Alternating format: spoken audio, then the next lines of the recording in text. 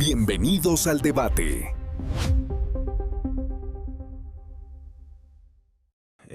Hoy nos adentramos en la oscura historia de Ian Watkins, el que fuera líder de los Prophets. Una figura que, pasó de llenar estadios, vender millones de discos a convertirse en sinónimo de algunos de los crímenes más horrendos que se pueden cometer contra menores. Su reciente muerte en prisión, cierra un capítulo legal, sí, pero la herida social, la herida psicológica, esa sigue abierta. Nuestra conversación hoy va a centrarse en la perturbadora psique de Watkins, por supuesto, pero sobre todo en ese polémico papel de las dos madres que se convirtieron en sus cómplices, llegando al extremo, inconcebible de involucrar a sus propios hijos, niños muy pequeños. La pregunta que nos va a guiar es compleja, es dolorosa. ¿Fueron estas mujeres fundamentalmente víctimas de una manipulación psicológica extrema, ejercida por un hombre carismático poderoso, o cargan con una responsabilidad que es sencillamente ineludible por la traición más elemental, la protección de sus propios hijos? Yo voy a defender la postura de que la manipulación de Watkins, sistemática, calculada, fue tan profunda, tan específica, que atenúa, y significativamente además, la culpabilidad de las madres, colocándolas en un terreno, muy complejo, ¿no? A caballo entre la víctima y la perpetradora. Y yo por mi parte voy a argumentar que si bien la manipulación de Watkins es un hecho, innegable, y un factor crucial, la responsabilidad última de una madre en la protección de su hijo, especialmente ante actos de esta gravedad, constituye un deber moral tan fundamental que no puede ser completamente eclipsado o excusado por la influencia externa, por muy intensa que ésta fuera. Subrayaré que la evidencia apunta a una participación activa que trasciende la mera sumisión. Desde mi perspectiva, es imposible entender la participación de estas mujeres sin analizar a fondo la figura de Ian Watkins como un manipulador experto, casi quirúrgico en su enfoque.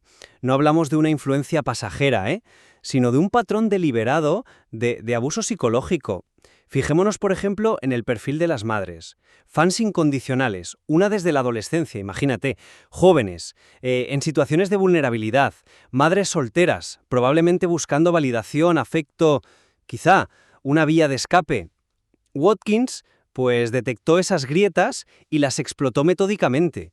Utilizó todo un arsenal de técnicas de control coercitivo, aislamiento progresivo de sus redes de apoyo, el fomento de una dependencia emocional absoluta.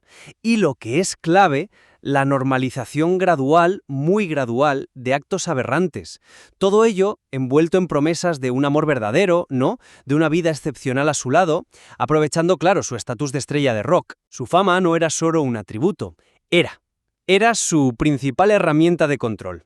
Pensemos que logró mantener una fachada impecable durante 15 años, engañando a su banda, a la industria, al público. Su capacidad para compartimentar y engañar era, extraordinaria.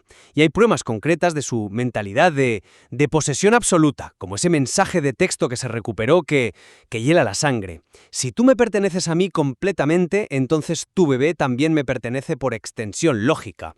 Esto no es solo manipulación, es que es la anulación de la identidad de la madre y la cosificación del niño, reduciéndolos a meras extensiones de su voluntad. Por lo tanto, sostengo que esta presión psicológica constante, esta manipulación dirigida, minaron gravemente su capacidad de juicio y acción, su agencia personal, comprometiéndola hasta un punto en que las convierte en víctimas muy complejas de su control. Entiendo perfectamente el retrato que haces de Watkins como manipulador. Nadie pone en duda su capacidad camaleónica y su naturaleza depredadora. Es un elemento central, sin duda alguna. Sin embargo, mi enfoque difiere en la conclusión que extraemos de ello respecto a las madres. Acepto la manipulación, claro que sí, pero la naturaleza de los actos cometidos, esa traición específica y brutal contra los propios hijos, creo que nos obliga a marcar una línea. Estas mujeres, según la abundante evidencia, y esto es crucial, no fueron meras espectadoras pasivas arrastradas por la corriente. Facilitaron activamente los abusos, participaron en ellos. Estamos hablando de crímenes contra niños muy, muy pequeños, incluyendo un bebé de menos de un año. Eso representa la quiebra del pacto más fundamental de la existencia humana, el cuidado materno. Los detalles que salieron a la luz durante el juicio son bueno, espeluznantes, y revelan un grado de implicación que va mucho más allá de la coacción. Conversaciones explícitas coordinando los encuentros, planificando los actos que se iban a realizar, intercambiando material gráfico y legal de los abusos. Estas no son acciones que puedan explicarse únicamente como actos reflejos de sumisión. Son acciones que requieren una voluntad, una participación, digamos, consciente. Además, no podemos obviar las sentencias judiciales. 14 y 17 años de prisión.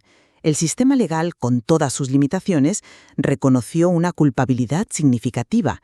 No las trató simplemente como víctimas bajo coacción total. Por eso, aunque la manipulación fue real y monstruosa, no puede operar como un borrado completo de la responsabilidad por actos tan atroces contra sus propios hijos.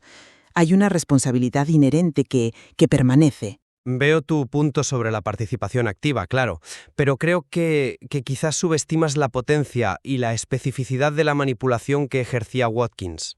No hablamos de una simple persuasión, sino de lo que los expertos llaman grooming, ese proceso insidioso, gradual, mediante el cual un abusador construye una relación de confianza para normalizar límites, aislar a la víctima y finalmente explotarla. Watkins aplicó esto de forma sistemática. Fuentes expertas en psicología del abuso, citadas en el contexto del caso, explican cómo este tipo de manipulación a largo plazo no solo influye, sino que puede llegar a erosionar la voluntad, a distorsionar la percepción de la realidad y hacer que lo impensable parezca, aceptable o incluso inevitable dentro de la lógica retorcida que crea el abusador. Él sabía perfectamente qué botones tocar: la necesidad de afecto, el deslumbramiento por la fama, el miedo al abandono. Creó una burbuja tóxica a su alrededor. Y no olvidemos el contexto externo. ¿Cómo pudieron ellas romper ese ciclo cuando figuras externas con, teóricamente, más poder, tampoco lo hicieron? Joan Mejadelich, una expareja, intentó denunciarlo hasta 4 veces y la policía la desestimó, viéndola como una exnovia despechada. Si las propias autoridades fueron cegadas por el sesgo de celebridad, ¿qué capacidad real de resistencia podemos exigir a estas mujeres, inmersas hasta el cuello en una dinámica de abuso y dependencia emocional, extrema? Decir que tuvieron múltiples puntos de decisión claros es que ignora cómo el abuso psicológico crónico precisamente aniquila esa claridad y reduce drásticamente la autonomía real, la agencia efectiva para actuar de otro modo. Reconozco la toxicidad del grooming, sí, y el terrible impacto que tiene. No estoy negando la presión psicológica ni la dinámica de abuso, en absoluto. Pero mi pregunta fundamental sigue siendo: ¿esa manipulación, por sistemática y experta que sea, anula por completo la conciencia moral y el libre albedrío hasta el punto de justificar la participación activa en el daño extremo al propio hijo? Yo creo que ahí es donde debemos detenernos. Sí, hubo un proceso de grooming, pero ese proceso estuvo jalonado de acciones concretas por parte de ellas: facilitar que Watkins accediera a los niños, estar presentes durante los abusos, participar en la creación de material ilegal. ¿Son actos puramente automáticos o requieren, en algún nivel, una decisión consciente, por muy distorsionada que estuviera la motivación? No hablamos de un único error fatal bajo presión, sino de una pauta de comportamiento sostenida en el tiempo. Entonces, aunque su voluntad estuviera mermada, desapareció por completo la capacidad de distinguir el bien del mal en algo tan visceral como la seguridad de tu propio hijo. Me resulta muy difícil aceptar que la manipulación borre toda traza de agencia personal y responsabilidad moral cuando hablamos de actos de esta naturaleza, repetidos y documentados. ¿En qué momento exacto, según tu visión, se cruza esa línea donde la manipulación ya no solo atenúa, sino que anula la responsabilidad por participar activamente? Es que quizá la línea no es tan clara como la pintas cuando hablamos de control coercitivo de esta magnitud. No creo que sea una cuestión de un interruptor que se apaga, ¿sabes? Es más bien como una niebla tóxica que lo impregna todo, distorsionando percepciones y erosionando la capacidad de juicio, gradualmente. Y esto nos lleva directamente a la tensión entre la vulnerabilidad contextual y ese deber moral que tú defines casi como absoluto. Es imprescindible no olvidar quiénes eran estas mujeres en su contexto. Jóvenes, madres solteras, posiblemente con historias previas de dificultad o baja autoestima, deslumbradas no solo por la fama, sino por la promesa de una vida diferente, de ser elegidas por alguien como Watkins. Él les ofreció una narrativa irresistible, una fantasía de pertenencia y exclusividad. Y esa fantasía estaba blindada por el poder real de su fama. El caso de Joan Mijat-Celich y la inacción policial es sintomático. El estatus de Watkins actuaba como un escudo potentísimo. Si la policía, que se supone entrenada para ver más allá de las apariencias, cayó en ese sesgo de celebridad, ¿cómo podemos juzgar con tanta dureza la incapacidad de estas mujeres para ver la realidad y actuar? Estaban atrapadas en una telaraña tejida por un depredador experto, y el mundo exterior, cegado por la fama, no les ofrecía una salida clara. Su vulnerabilidad no es una excusa para los actos en sí, claro que no, pero sí un factor crítico que explica cómo llegaron a ese punto y por qué escapar era tan extraordinariamente difícil. Mitiga, y mucho, su capacidad de elección real en ese entorno. Comprendo la importancia del contexto, sí. La vulnerabilidad y el innegable poder corruptor de la fama. El sesgo de celebridad que protegió a Watkins durante tanto tiempo es una mancha vergonzosa y revela fallos sistémicos graves que deben abordarse, desde luego. Sin embargo, sigo tropezando con la naturaleza del acto final, la traición al hijo. Yo mantengo que el deber de protección maternal, si bien no es absoluto en un sentido filosófico abstracto, sí representa uno de los imperativos morales más profundos y biológicamente arraigados en nuestra especie. ¿Puede la suma de vulnerabilidades personales, el deslumbramiento por una estrella de rock o la búsqueda desesperada de afecto llegar a justificar, no ya entender, sino justificar moralmente, la participación activa y consciente en el abuso sexual extremo del propio hijo? Para mí, ahí reside el núcleo reductible del problema. Hay una línea que, independientemente de las presiones, no debería poder cruzarse sin incurrir en una responsabilidad gravísima. La vulnerabilidad puede explicar la trayectoria, el cómo se llegó a esa situación límite, pero ¿puede realmente exculpar la participación en actos cuya naturaleza intrínseca es la negación misma de la maternidad? Sigo pensando que hay actos que, por su propia esencia, nos enfrentan a una responsabilidad de la que no podemos desprendernos del todo, por compleja que sea la red de influencias. Pero es que la evidencia del control de Watkins sugiere precisamente que él logró dinamitar esa línea fundamental, borrarla, a través de su manipulación psicológica extrema. Volvamos a ese mensaje aterrador sobre la pertenencia del bebé. No es una simple frase desafortunada, es la verbalización de una filosofía de control total, de una colonización mental. Veía a la madre y al hijo como extensiones de su propiedad. Y pensemos en la contraseña de su ordenador. I fuck kids. No es una fantasía reprimida, es una declaración de identidad, una manifestación brutal, descarada de su naturaleza depredadora. El hecho de que lograra que estas madres participaran en actos contra sus propios hijos es quizá la demostración más escalofriante de su poder manipulador. Consiguió quebrar el instinto más básico, el más sagrado. Eso no resta horror a los actos, en absoluto, pero sí subraya la capacidad extraordinaria de control que ejercía, llevando a sus víctimas a actuar contra su propia esencia, contra esa moralidad fundamental que tú invocas. Las convirtió en instrumentos de su propia depravación, anulando su voluntad hasta extremos difíciles de concebir para quien no ha vivido una situación de abuso tan extrema. Acepto la lectura de ese mensaje y la contraseña como pruebas de un control y una depravación absolutos por parte de Watkins. Son elementos centrales para entender su psicopatía, sí. Sin embargo, la misma evidencia que muestra ese control también documenta, como decía antes, una colaboración que parece ir más allá de la simple obediencia bajo terror. Las transcripciones de las conversaciones recuperadas no son monólogos de Watkins dictando órdenes, son diálogos. Diálogos terribles, sí, pero diálogos donde se coordinan horarios, se discuten detalles logísticos para los encuentros, se planifican los actos específicos que iban a tener lugar, se intercambia el material gráfico resultante. ¿Puede explicarse todo eso únicamente como respuesta a una coacción irresistible o implica necesariamente un nivel de cooperación activa, una toma de decisiones, por muy contaminada que estuviera por la manipulación? Si fueran meros autómatas sin voluntad, ¿tendrían ese tipo de conversaciones planificadoras? Y vuelvo a las sentencias.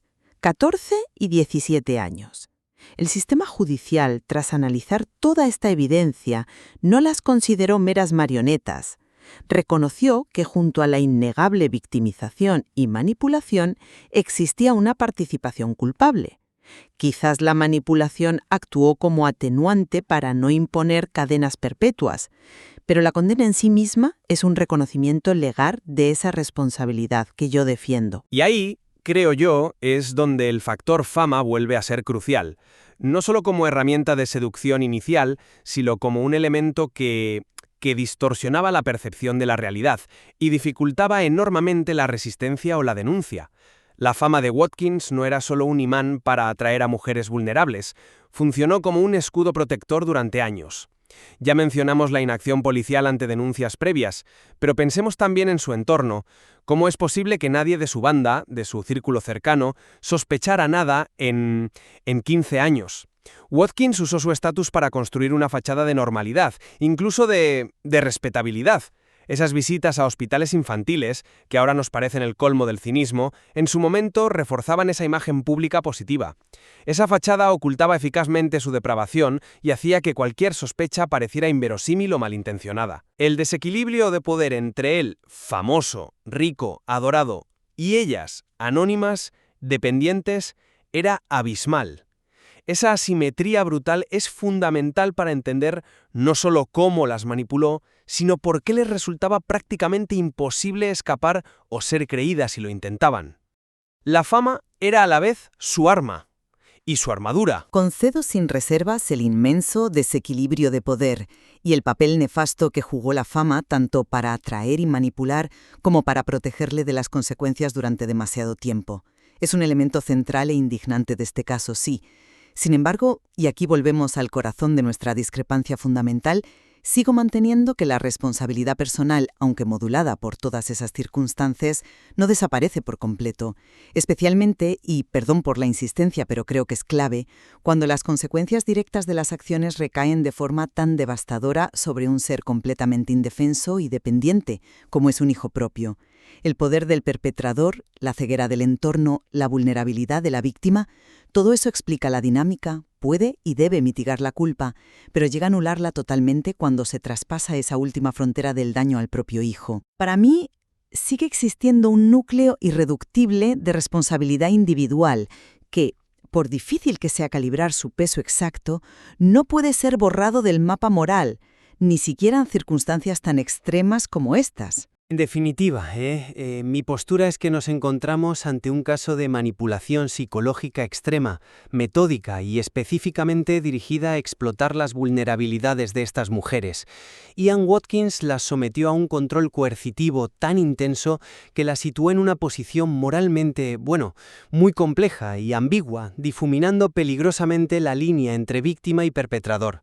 Si bien la naturaleza de los actos cometidos es absolutamente horrenda e injustificable, considero que la culpabilidad de las madres está fuertemente atenuada por esta anulación sistemática de su voluntad y su capacidad de juicio a lo largo del tiempo. Un factor central y devastador, sostengo que el deber fundamental de una madre hacia la protección de su hijo, unido a la evidencia de una participación activa, consciente y documentada en los crímenes, pues establece una responsabilidad moral y legal significativa.